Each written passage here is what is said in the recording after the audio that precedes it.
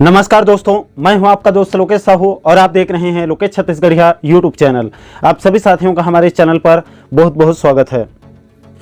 दोस्तों, 46% डीएडीआर सहित प्रदेश के कर्मचारियों और पेंशनर्स के अन्य 14 सूत्रीय मुद्दों को लेकर मार्च 2024 में बड़े आंदोलन का ऐलान हो चुका है।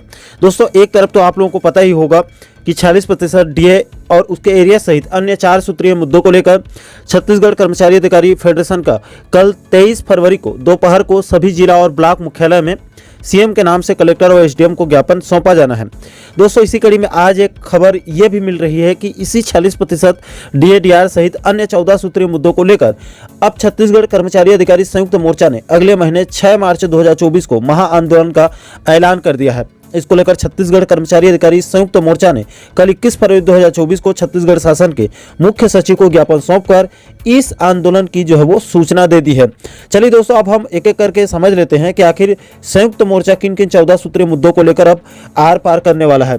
दोस्तों, उनके तरफ से जो ज्ञापन सौंपा गया है मुख्य सचिव को, उसको देखिए। इसमें यहाँ पर कहा गया है कि विषय अंतर्गत लेख की राज्य के कर्मचारियों पेंशनर्स की न्यायोचित मांगों के लिए छत्तीसगढ़ शासन के माननीय मुख्यमंत्री और मुख्य सचिव को अनेकों बार ध्यानाकर्षण किया गया है, किंतु आज पर्यंत कर्मचारियों के निम्नलिखित मांगों का कोई समाधान नहीं होने के कारण प्रदेश के कर्मचारियों में भारी आक्रोश है। सबसे पहले इनकी पहली मांग देखिए।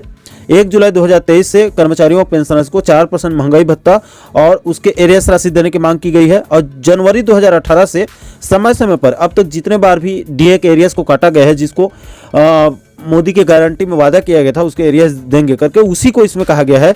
उसके 2018 से अब तक समय समय पर जितने भी डीए के एरियाज को काटा गया है, उसी एरियाज को जीपीएफ अकाउंट में समायोजित करने की मांग रखी गई है।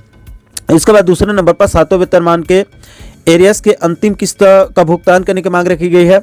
तीसरे नंबर पर प्रदेश के सभी विभागों के कर्मचारियों अधिकारियों का जो है वो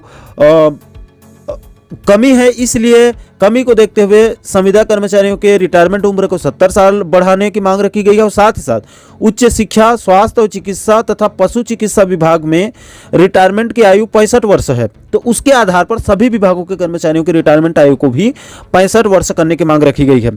चौथे नंबर पर 2013 में भाजपा के घोषणा पत्र में सभी कर्मचारियों को 8 वर्ष, 16 वर्ष, 24 और 30 वर्ष में के सेवा अवधि में 4 स्तरीय वेतनमान देने की उन्होंने वायदा किया था, उसकी मांग की गई है। इसके बाद भाजपा के शासनकाल में श्री एस.के. मिश्रा सेवानिवृत्त मुख्य सचिव की अध्यक्षता में एक कमेटी का गठन किया गया था। प्रशासनिक सुधार आयोग का एक कमेटी गठन किया गया था। उसी प्रशासनिक सुधार आयोग की रिपोर्ट को सार्वजनिक करने की मांग रखी गई है। इसके बाद 6वें नंबर पर पुरानी पेंशन योजना के लाभ को जो है वो प्रथम नियुक्ति तिथि से सेवा गणना करते हुए देने की मांग रखी गई है और पूर्ण पेंशन की पात्रता अर्हतादायी सेवा जो 30 वर्ष है उसको घटाकर 20 वर्ष करने की मांग 6 नंबर पर रखी गई है। इसके बाद दोस्तों 7वें नंबर पर प्रदेश के जो कर्मचारी हैं छत्तीसगढ़ के, उनको मध्य प्रदेश के कर्मचारियों के समान 30 दिन के अर्जित अवकाश नकदीकरण यानी कि ईएल देने की मांग रखी गई है। इसके बाद 8वें नंबर पर उत्तर प्रदेश की योगी सरकार के द्वारा वहां के कर्मचारियों पेंशनर्स को 5 लाख रुपए तक पंडित दीनदयाल उपाध्याय राज्य कर्मचारी कैशलेस चिकित्सा योजना वहां के लिए लागू किया गया है, तो उसी प्रकार का लाभ यहां पर भी छत्तीसगढ़ में देने की मांग रखी गई है। इसके बाद 9वें नंबर पर प्रदेश के सभी कर्मचारियों को 500 रुपये प्रति महीना मोबाइल भत्ता देने की मांग रखी गई है, क्योंकि कर्मचारी अधिकारी जो हैं वो अपने पर्सनल मोबाइल का उपयोग करते हैं सरकारी कामकाज में, इसलिए इनको 500 रुपये प्रति महीने मोबाइल भत्ता देने की मांग रखी गई है 9वें नंबर पर। इसके बाद 10वें नंबर पर प्रदेश के सभी विभागों में संविदा और चतुर्थ श्रेणी के जो कार्यभारित और दैनिक वेतनभोगी कर्मचारी हैं उनको नियमित करने की मांग रखी गई है। अब नियमित कर्मचारियों के समान जो सभी प्रकार के लाभ देने की मांग रखी गई है और साथ ही साथ जो वाहन चालक हैं उनको तकनीकी कर्मचारी घोषित करने की मांग रखी गई है। इसके बाद 11वें नंबर पर सभी विभागों में जो सीधी भर्ती और पदोन्नति के लिए एक समय सीमा निर्धारित करने की मांग रखी गई है और सीधी भर्ती पदोन्नति तत्काल करने की मांग रखी गई है 11वें नंबर पर। 12 नंबर पर अनुकंपा नियुक्ति के संबंध में एक मांग रखी गई है कि तृतीय श्रेणी के पदों पर अनुकंपा नियुक्ति में 10% की सीलिंग होने के कारण 1 जून 2022 से अनुकंपा नियुक्ति के अनेक प्रकरण लंबित है। 10% सीलिंग आपको भी पता होगा, इसके संबंध में कई वीडियो पहले बनाए हैं, तो इसलिए चतुर्थ श्रेणी के तर्ज पर तृतीय श्रेणी के पदों को भी वहां से भी सीलिंग को हटाने की मांग रखी गई है और अनुकंपा नियुक्ति के संबंध में जितने भी प्रकरण जो लंबित है उसका निराकरण करने की मांग 12वें नंबर पर रखी गई है। इसके बाद दोस्तों 13वें नंबर पर मध्य प्रदेश और छत्तीसगढ़ पुनर्गठन अधिनियम की सन 2000 की धारा 49(6) जो है दोनों राज्यों के पेंशनर्स के लिए एक बहुत बड़ा मुद्दा है।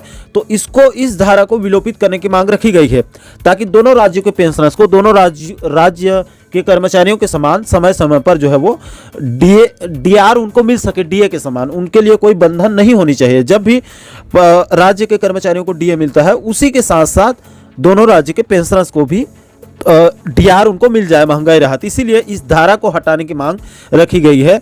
ये मध्य प्रदेश छत्तीसगढ़ पुनर्गठन अधिनियम धारा 49(6) को विलोपित करने की मांग 13वें नंबर पर रखी गई है। इसके बाद 14 नंबर में आखिरी में राज्य के कर्मचारियों को 5वें और 6वें वेतनमान के आधार पर जो भत्ता वगैरह दिया जा रहा है उसको 7वें वेतनमान के आधार पर रिवाइज करने की मांग रखी गई है, पुनरीक्षित करने की मांग रखी गई है। तो दोस्तों इन्हीं 14 सूत्रीय मांगों को लेकर शासन के ध्यान आकर्षण के लिए आगामी 6 मार्च 2024 को संयुक्त मोर्चा के जितने भी घटक दल हैं, घटक संगठन हैं, वो सभी उनके प्रतिनिधि जो है वो सीमित संख्या में, कम रूप में राजधानी रायपुर के बूढ़ा तालाब में जो है वो सत्याग्रह आंदोलन करेंगे और शासन का ध्यान आकर्षित करेंगे। क्योंकि बूढ़ा तालाब में 100 से ज़्यादा लोगों को अनुमति नहीं दी जाती, इसलिए सीमित रूप में जितने भी संगठन इनके साथ जुड़े हुए हैं संयुक्त मोर्चा के साथ, उन जो घटक दल हैं वो उनके जो पदाधिकारी हैं वो इसमें सीमित रूप में शामिल होंगे।